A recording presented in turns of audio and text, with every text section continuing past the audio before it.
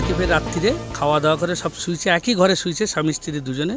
রাত্রিরে দেখে মরে, সকালে উঠে দেখে আমার শালার বউ বাচ্চাকে ডাকতে গেছে পড়বে বলে, আর দেখে ওরকম মরে পড়ে আছে। আমার শ্বশুর কিন্তু মেরেই রাত্রিরে পালিয়েছে। কি কারণে মনে হয় আপনাদের? ওটা মনে হচ্ছে ওনাদের স্বামী স্ত্রী কিছু অশান্তি ছিল, সন্দেহ করাকরির ব্যাপারে। বয়সটা তো প্রায় হ্যাঁ বেশি। হ্যাঁ, কিন্তু ওইটা এখন তো ওইটাই তো চিন্তা হচ্ছে।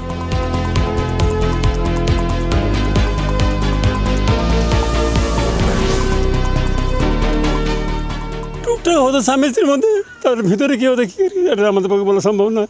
হ্যাঁ, আজে বাজে যে সন্দেহ করতো যে সমাজে বলার মতো নয়।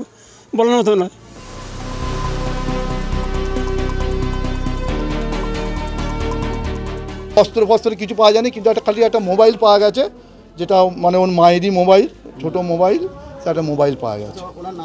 ওনার নাম হচ্ছে আমেনা বেগম, আর ওনার স্বামীর নাম হচ্ছে শেখ আজিম হোসেন।